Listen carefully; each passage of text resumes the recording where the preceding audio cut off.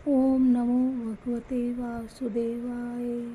ओम नमो भगवते कृष्ण राधे राधे। वासुदेवाय। श्री महाभारत के खिल भाग श्री हरिवंश के अंतर्गत विष्णु पर्व में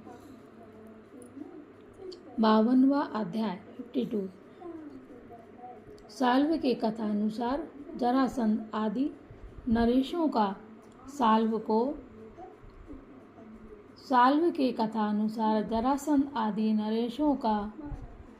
साल्व को ही कालियवन के पास दूत बनाकर भेजना। जय श्री कृष्ण। वैशंपायन जी कहते हैं, जन्मेजय, वसुदेव पुत्र श्री कृष्ण के वहां से चले जाने पर सब राजा अपने अंगों को आभूषणों से विभूषित करके देवेंद्र के समान सज धज कर राजा भीष्मक की सभा में उन्हें समझाने के लिए गए। श्री कृष्ण जी के चले जाने से उन्हें बड़ी प्रसन्नता हुई थी। सभा में आकर सुंदर सिंहासनों पर सुखपूर्वक बैठे हुए सोम और सूर्य के समान प्रकाशित होने वाले राजाओं को देखकर उत्तम नीति के अनुकूल युक्ति युक्त बात कहने वाले नरेशों में सिंह के समान पराक्रमी राजा भीष्मक इस प्रकार बोले। नरेश्वरों स्वयंवर के द्वारा जो श्री कृष्ण विरोध रूपी दोष संपादित हो रहा था, उसे जानकर मैंने इसे स्थगित कर दिया। आप लोग मुझ विरुद्ध के अपराध को क्षमा करें, जिसे देवरूपी दावानल ने अच्छी तरह जला दिया हो। उस वृक्ष से फल की प्राप्ति कैसे हो सकती है? जिस स्वयंवर में भगवत विरोध की संभावना हो, वह सफल नहीं हो सकता है। वे सम्पायन जी कहते हैं, जन्मेजय, ऐसा कहकर भीष्मक ने उन सब राजाओं का विधि पूर्वक सत्कार करके उन्हें विदा कर दिया। उनमें से कोई मध्य देश के थे, कोई पूर्व पश्चिम और उत्तर भारत के। उन सबको उन्होंने सादर विदा किया। वे सब महाधनुर्धर नरेश भी प्रसन्नचित होकर राजा का यथायोग सम्मान करके अपने अपने स्थान को चले गए। जरासंध, सुनीत, पराक्रमी, दंतवक्त्र, सोमपति, साल्व, राजा महाकूर्म, कृत और कैसिक आदि श्रेष्ठ कुल के नरेश, राजर्षि, वेणुदारी तथा काश्मीर नरेश, ये एवं दूसरे बहुत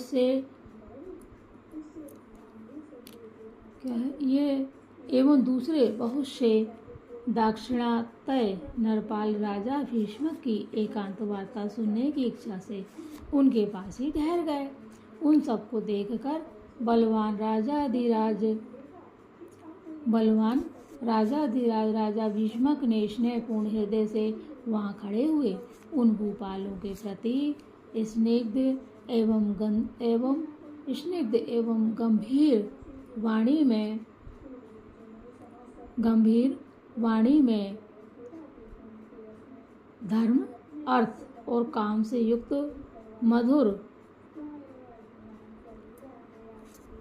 मधुर संधि विग्रह आदि 6 गुणों से अलंकृत शोभ एवं नीति संपन्न बात कही। भीष्मक जी बोले, राजाओं, आप सब प्रतिविपत्तियों की ओर देखकर और आपके द्वारा कहे गए नीति युक्त वचन को सुनकर मैंने ऐसा कार्य किया है। आप सब लोग सत्पुरुष हैं, अतः मेरे इस बर्ताव को क्षमापूर्वक सह लेंगे। हम अपने को सदा अपराधी मानते हैं। वैशंपायन जी कहते हैं, जन्मेजय, ऐसा कहकर नीति निपुण विद्वान राजा भीष्मक उस राजसभा में अपने पुत्र को लक्ष्य करके बोले। भीष्मक ने कहा, राजाओं, अपने पुत्र की चेष्टा को देखकर मेरे नेत्र भय से व्याकुल हो उठे हैं। मैं इन लोगों को रुक्मी आदि को बालक विवेक शून्य मानता हूँ। मेरी दृष्टि में ये भगवान श्री कृष्ण परम पुरुष हैं। ये कीर्तिमानों में श्रेष्ठ हैं। इन्होंने इस मतर लोक में भूतल पर अपनी उत्तम कीर्ति और सुयश की स्थापना की है तथा अपने ओजस्वी बाहुबल का भी परिचय दिया है। धन्य है नारियों में श्रेष्ठ महाभागा देवकी, बोलो देवकी मैया की जय हो। जो तीनों लोकों में सबसे श्रेष्ठ शोभा के पुंज देव पूजित कमल दल लोचन केशव कृष्ण को पुत्र रूप से गर्भ में रखकर जन्म देने के पश्चात सदा स्नेहपूर्ण नेत्रों से उनके मुखारविंद को निहारा करती हैं।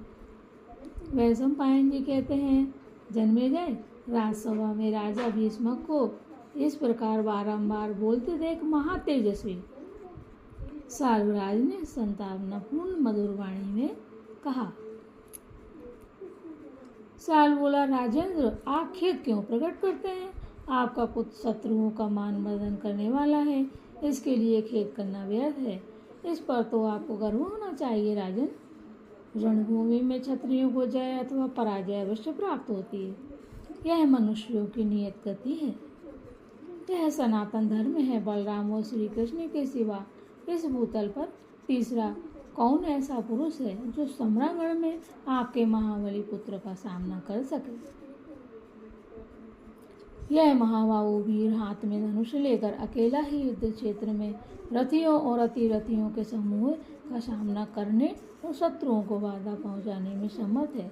जिस समय यह अपने बाहुबल से देवताओं के लिए भी दुर्जय महाभयंकर भार्गवास्त्र का प्रयोग करेगा, उस समय इस वीर का आक्रमण कौन पुरुष सह सकेगा?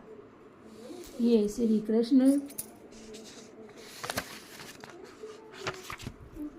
कृष्ण तो अनादि अनंत और अविनाशी पुरुष हैं। इस नरलोक में साक्षात त्रिशूलधारी भगवान शंकर भी उन्हें जीत नहीं सकते। महाराज, आपका पुत्र संपूर्ण शास्त्रों का तत्ववेत्ता है।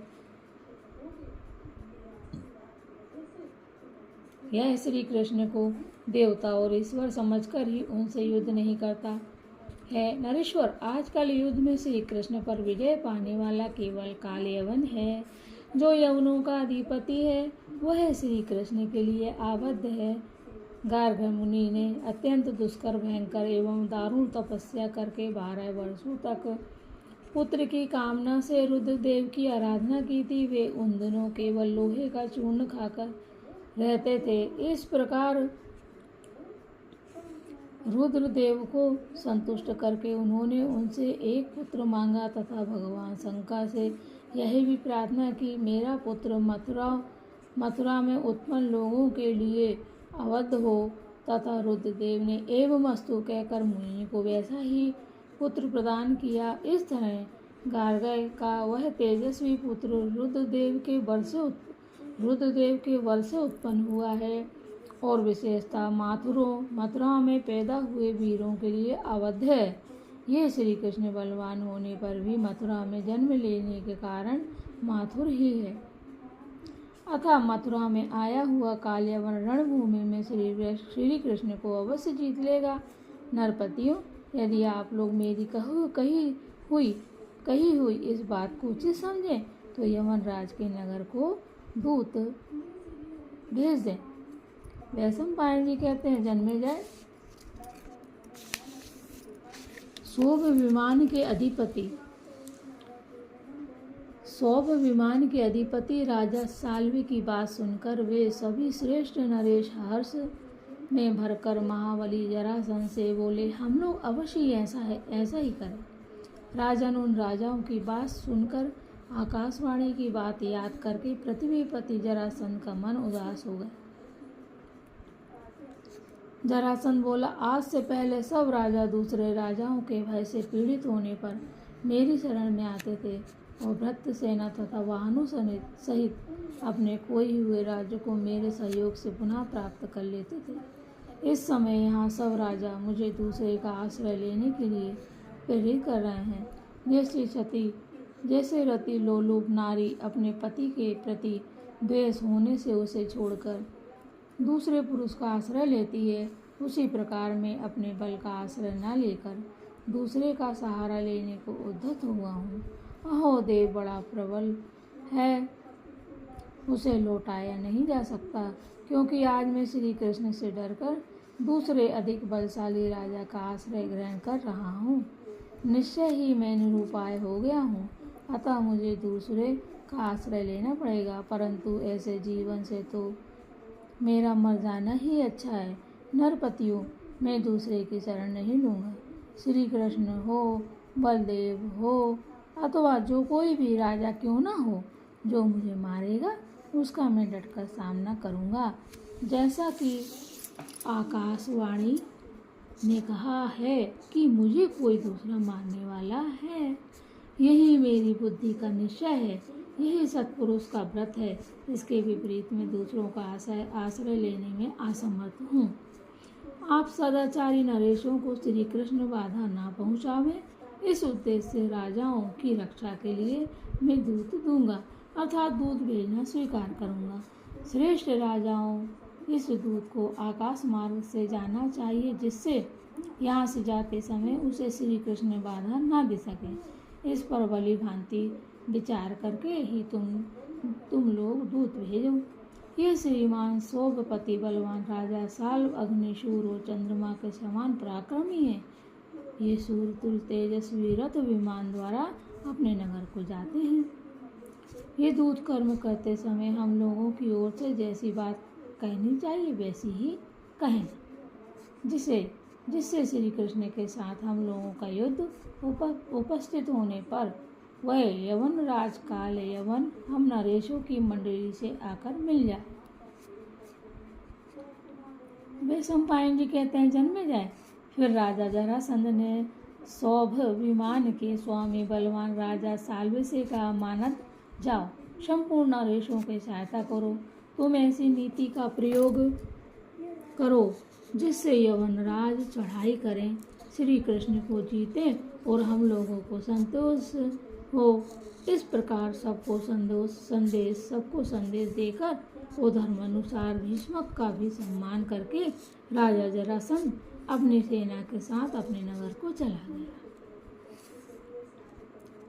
फिर राजाओं में श्रेष्ठ साल्व भी उन सबका धर्म पूर्वक आदर करके वायु के समान वेगशाली विमान द्वारा आकाश मार्ग से चला गया।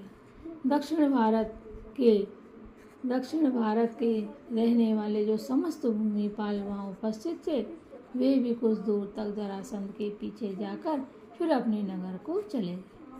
राजा भीष्मक अपने पुत्र रुक्मी के साथ ही उन दोनों साल्वों जरासंध का तथा उन सब की दुर्नीति का विचार करके श्री कृष्ण का ही चिंतन करते हुए दीन भाव से अपने घर में रहने लगे। जय श्री कृष्ण। सती साध्वी रुक्मणी जी को जब यह पता लग गया कि श्री कृष्ण का आगमन होने से स्वयंवर स्थगित हो गया है, तब राजाओं की जो दोष दृष्टि थी उसका भी ज्ञान हो गया। तब वे अपनी सखियों के बीच में जाकर लज्जा से सिर झुकाए हुए बोली, सखियों, मैं कमल नयन श्री कृष्ण को छोड़कर दूसरे नरेशों की पत्नी नहीं हो सकती। यह मेरी सच्ची बात है। बोलो रुक्मणी जी की जय हो, कृष्ण भगवान की जय हो। इस प्रकार श्री महाभारत के खिलवाड़ हरिवंश के अंतर्गत विष्णु पर्व में रुक्मणी का स्वयंवर विषयक 52वां अध्याय पूरा हुआ। जय श्री कृष्ण। राधे राधे। ओम देवकी सुत गोविंद वासुदेव जगतपति देहि मे तन्यम कृष्ण त्वामहे शरणं गता। हे प्रभु, इस पुराण को श्री हरिवंश पुराण के विष्णु पर्व को सुनने वाले, दूरों दूरों तक पहुँचाने वाले, मौका देने वाले और इस श्री हरिवंश पुराण को पढ़ने वाले, पठन करने वाले, श्रवण करने वाले सभी आपकी शरण में हैं। सभी पर कृपा बनाए रखिए, सभी स्वस्थ हों, प्रसन्न हों और सभी को संतान की प्राप्ति हो, सुख समृद्धि आए।